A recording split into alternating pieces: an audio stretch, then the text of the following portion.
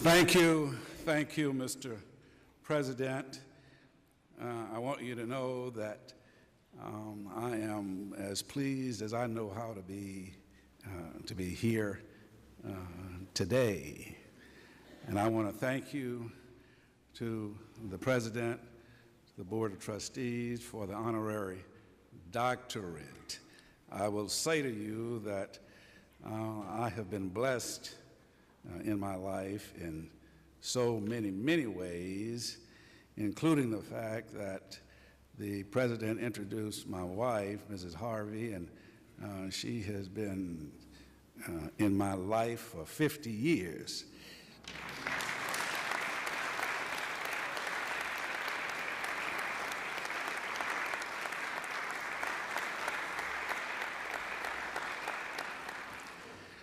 I want to tell you what I say about her. She's the straw that stirs my drink. To Dr. Johnson, to the members of the Board of Trustees, to the alumni that's present, elected officials, faculty, staff, students, friends, ladies and gentlemen. It is such a pleasure for me to be here with you today on the occasion of the Tuskegee University's 2017 Founders Day celebration. I bring you warm greetings from the Hampton University family. And before I go on, President Johnson, let me thank you again. I want to thank you. I want to thank your Chief of Police, your Chief of Staff Brown, the Executive Assistant to the President, to the chef in the Kellogg Center for that fine meal last night. But most of all, Mr. President, I want to thank you for your outstanding hospitality. Dr. Johnson, clearly your leadership is fostering a culture of kindness. So again, I thank you, sir.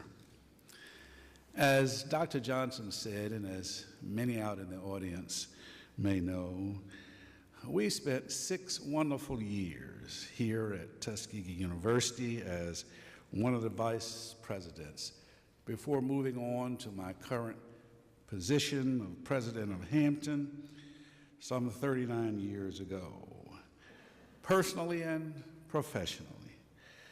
Those years here at Tuskegee were absolutely wonderful. My wife and 2 children and I lived in campus housing. When we left, we were living at 302 Franklin Road. Our daughter, Kelly, went to Russell Nursery School and then on to St. Joseph's Catholic School for the 1st grade. Our son, Chris, went to the Russell Nursery School. Our daughter, Leslie, was not born until we got to Hampton. I want to tell you a quick story, if I might. When we left Fisk to come here, my wife was pregnant. So we had a daughter that was born at Fisk. We came here and we had a son that was born at Tuskegee. Then we went to Hampton and we had a daughter that was born at Hampton. My wife said, "We ain't moving no more."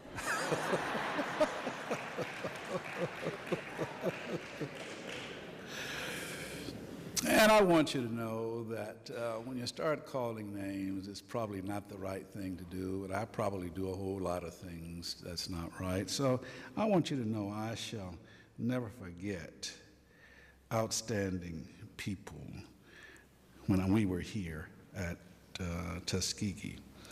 People like my boss, and Dr. Luther Foster, whom I'm going to talk a little bit about later.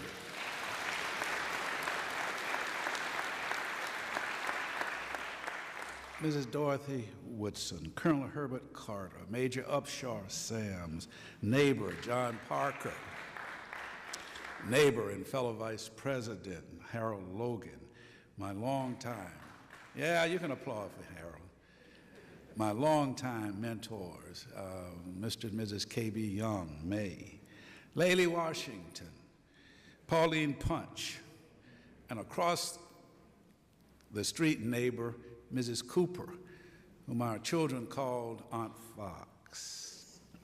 There are a host of others, too numerous to name, but I would have been remiss if I had not called out their names. And I want to say something to you, ladies and gentlemen. I'll plug my book for a minute. I just came out with another book, and it's dealing with the principles of leadership. And one of the 10 principles that I have is teamwork. I could not have done anything here at Tuskegee or at Hampton without those loyal team members.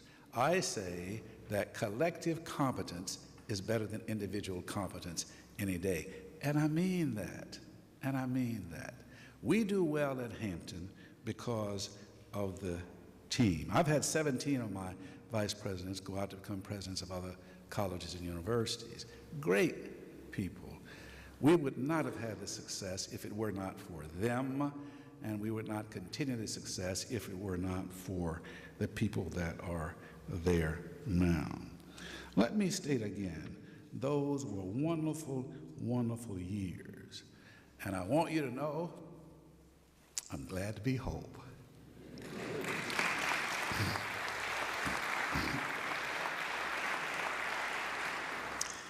Now, as it relates to Hampton and Tuskegee, anyone who has ever been at these two fine institutions immediately notice the close relationship between the two. Actually, Hampton and Tuskegee have been inextricably bound together since Booker T. Washington left Hampton, as Dr. Johnson indicated, and arrived here at Tuskegee on June 24th, 1881. Hampton is obviously proud of Dr. Washington, who is clearly one of our most illustrious graduates. We're also pleased with the excellent relationship existing between these two great institutions. These institutions that symbolize excellence in teaching, learning, and research. From the very beginning of Tuskegee, these two institutions have been intertwined in an extremely positive fashion. In addition to your founder, other major figures have traveled on the road between Hampton and Tuskegee. Among them are former President Moden, who came from Hampton to Tuskegee, former President Luther Foster, who graduated from Tuskegee, former President Patterson, who served Hampton as a trustee and who became trustee emeritus at both schools.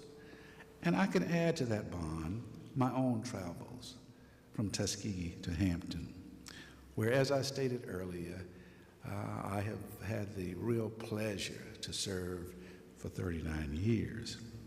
Having been at Tuskegee for the 6 years, as I also mentioned, I also feel qualified to talk a little bit about the uniqueness of Tuskegee. This can be done by a Hampton president because both schools are unique in their own right, and the statue of one is not diminished by the critique and positive contributions of the other. Clearly, Tuskegee University is in the forefront of the American educational enterprise. Therefore, what I propose to do for you today is a personal refresher course. It is beneficial to present-day Tuskegeans to understand the uniqueness of Tuskegee University's history and progress, and to keep this clear as you go about your daily work. Tuskegee is a multi-impact institution of tremendous breadth. Tuskegee has solid, undeniable academic strengths, seen in its programs, its faculty, and its students. It is fully accredited by the Southern Association of Colleges and Schools.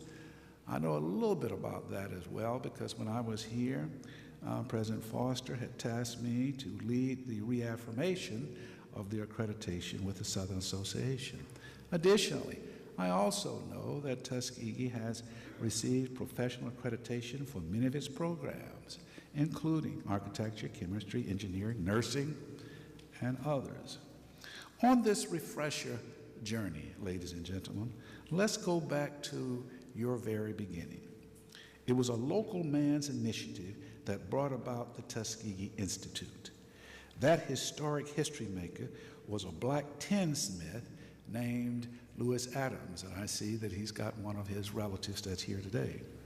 As a slave artisan in Tuskegee, he had learned tinsmithing, shoemaking, and harness making. Later, during the years of freedom, he built a substantial business in tin. He made kitchen utensils for the housewives of Tuskegee, roofed the business buildings, and moved into hardware and leather working. In 1881, he was probably the leading black citizen of the town, and as owner of a substantial store on the court square, Adams had a great deal of influence. He never attended school a day in his life, but somehow had learned to read and write, perhaps through his master's indulgence during slavery. He strongly believed that education should impart not only book learning, but practical skills by which black folk should improve their opportunities. He was a shrewd, cool bargainer who could talk with the whites of the community either without fear or bombast. In the election of 1880, Colonel Wilbur Foster, a wounded Confederate veteran and lawyer, was a Democratic candidate for the state Senate. He and his colleague, Arthur Brooks, candidate for a seat in the lower house, came to Adams and asked his price for swaying the black vote of the town to his side. Typically, Lewis Adams said he wanted nothing for himself, but would deliver the black vote in return for some substantial gain for the black community. For the black community. He secured the politicians' promise to sponsor and secure passage of a bill for a normal school at Tuskegee. Adams delivered his part of the bargain, and so did Arthur Brooks. He introduced House Bill 165 to appropriate state funds for a black state normal school at Tuskegee. The bill to establish a normal school passed the House by a vote of 48 to 20 and 21 to 7 in the Senate, and was signed by Governor Cobb on February the 10th, 1881, with the annual big appropriation of $2,000. The projected school was placed under the board of 3 commissioners, and Lewis Adams was one. The commissioners, in the form of Lewis Adams, then wrote to General Samuel Chapman Armstrong at Hampton, requesting that they send them somebody. General Armstrong recommended Booker T. Washington, who arrived at Tuskegee on June 24th, 1881. When Washington reached Tuskegee, his first impression of the town was a favorable one. "Dear friends," he wrote on a postcard to the treasurer of Hampton, "the place has a healthy and pleasant location. high and hilly. Think I shall like it, he said. We'll open school the first Monday in July. Now, it is not certain, ladies and gentlemen, that Booker T. Washington made as good a first impression on the town and the commissioners as they had on him. George Washington Campbell, who became commissioner with the death of Thomas Dyer, said he looked like he was about 18 years old and looked so young we did not know whether or not we would take him or not. But we thought with the recommendation he would do. Now, Dr. Washington's manly bearing and no-nonsense demeanor soon erased any doubt that they had of him. Then on June 29th, just 5 days after arriving at Tuskegee, Washington wrote General Armstrong at Hampton and said, "You have probably heard of my safe arrival here.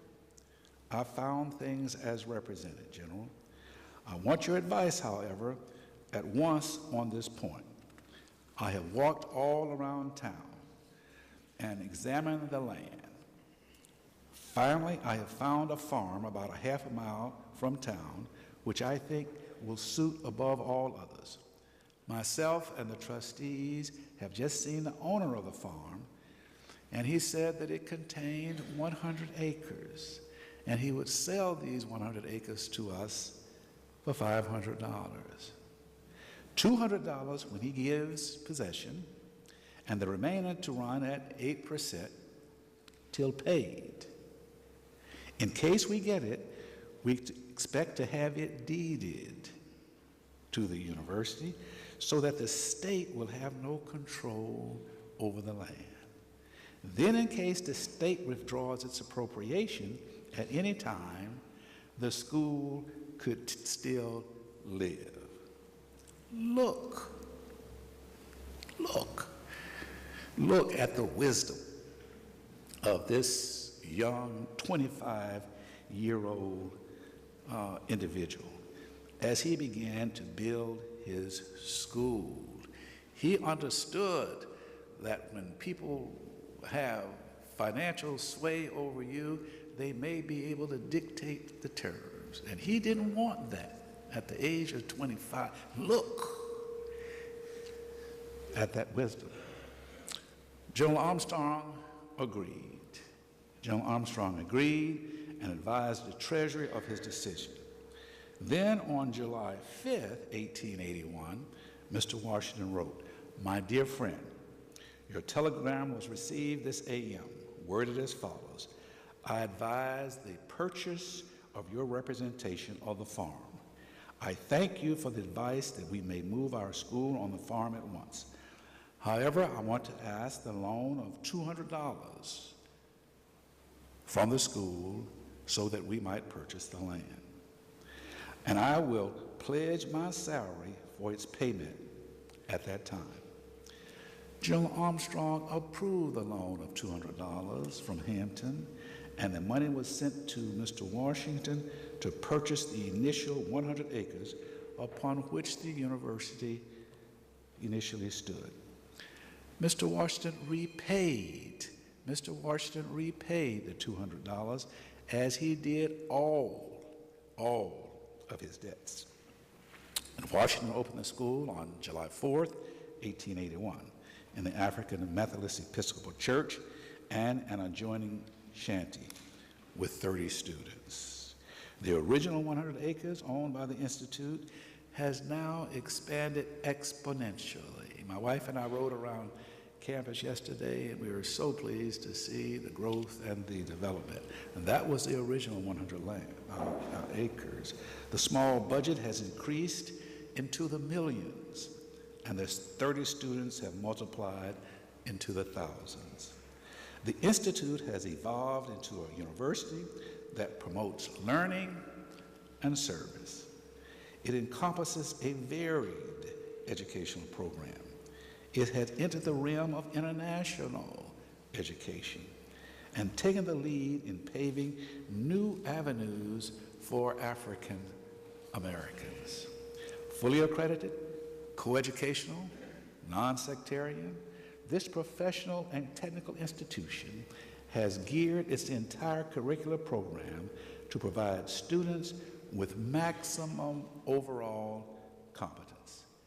Tuskegee University boasts 8 schools and colleges and offers nearly 50 undergraduate degrees and 19 graduate degrees.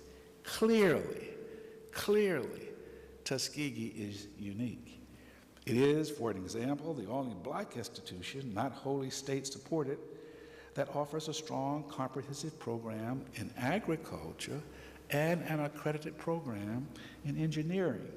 The only black college, public or private, offering veterinary medicine. Tuskegee is unique because the work-study program that began on this campus has now been copied by other institutions and is a federal thrust in helping the disadvantaged when they matriculate. Cooperative education, which is so popular among colleges and universities today, can be traced to include the methods of teaching in Tuskegee's early on-the-job training program. Special educational services for the disadvantaged, now receiving federal support, were inaugurated in the 1940s, students, at Tuskegee through remedial programs in math and English. Tuskegee is unique because it began extension work among farm families before the organization of an official government extension program. Agricultural workers were sent to Europe. They were sent to Africa decades before the establishment of federal technical assistance programs. Tuskegee is unique because of the way it spearheaded career opportunities for blacks in the Air Force and conducted flight training for black Air Force cadets during World War II. Now, although they are closed now, the uniqueness of Tuskegee can be found in the John Andrew Hospital, where our son Chris was born, and HRDC under Dr. Pinnock, an organized center for the development of human resources designed chiefly to serve the adult population of the state in which it is located. Tuskegee is unique and fortunate because it has had outstanding leadership from Dr. Washington to your current president, Dr. Brian Johnson. Now, let me say to you that the items that I have previously mentioned were made possible because of the strong leadership of these presidents and the help from their colleagues, such as those of you that I'm looking at right now. Faculty, staff, students, alumni, and friends who down through the years have provided unvarnished support for this great university. I must take a point of personal privilege at this point to single out my boss when I was here, President Luther H. Foster. I remember him as presenting the most perfect type of mental, fiscal, and professional man that I've ever had the privilege to see in my entire life. His managerial style would have allowed him to provide efficient and effective leadership at any college in the university, in the United States, black or white, large or small, north or south, east or west. During my 6 years as one of the vice presidents and afterwards, in all of my work away from Tuskegee, the many boards that I've served on, the schools that I have gone to, I want you to know that it was my privilege to be guided, to be instructed, to be inspired by him and his words. And I have never, including this very moment, had an occasion to change the first impression that Luther Hilton Foster had on me. And those of you that are alumni certainly can be of immeasurable help to Tuskegee. The undergirding factor to good professors, quality programs, scholarships for students, modest campus renovations, and in general, good financial health which allows the president and the board and the faculty to maneuver. I will say to you, alumni, President Johnson needs your help. I'll tell you what I say to the Hampton people. Don't tell me in your instance you love Tuskegee and you don't give to Tuskegee. Amen. We need help. We need help. And the prime source of this is voluntary giving. The keynote of all voluntary support is an involved, dedicated alumni group. In my 39 years, most corporations and foundations readily ask, what are your alumni doing? Are they supporting you? The feeling, and I will say rightfully so, is that if the people who benefit most do not support, then they say, why should we? If the people that matriculated, got degrees, gone on, got jobs, don't support, why should we? On the other side of the coin, the idea is if the people who benefit most do support, then the entity, the foundation, the corporation, the individual most likely will then support it as well. The crucial margin then, the difference between mediocrity and excellence, must spring from renewed alumni support. I tell you the same thing that I tell the alumni of Hampton. Now and in the years ahead, much more needs to be done if Tuskegee is to maintain the stature and dynamism that it has always enjoyed. We are under assault from so many different areas, and I'm not going to get into all of the political and other kinds of things at this moment. But we are under assault. And as I said, never before does your alma mater need more loyal alumni who support their institution and respect its vigorous role in a dynamic world. By being a part of the Tuskegee institutional family, you're a part of the unique living history. Your challenge then is a great one. You have to do the very best that you can to help Tuskegee maintain and sustain itself. For just as Hampton University, Tuskegee is many things. It is service. It is a tremendous resource to the state and nation. It is programs. But most of all, it is people. You can make a difference. And as you celebrate your founder and Hampton alumnus, Dr. Booker T. Washington, today and in years to come, remember that he was a man of great vision. You know, and you need to understand your role in making sure that this moves forward with vigor, His vision laid the foundation for the Tuskegee that we know and love today. Yours is a glorious history. Whatever your association with this outstanding institution, you are obligated to do your absolute best to keep your founder's vision alive and clearly understand that this is the pride of the swift-growing South, and ensure that not only Tuskegee survives, but that Tuskegee thrives. Now, as I'll say to you, as I say to my Hampton family, we have a lot to do, ladies and gentlemen. Now let's get on with it.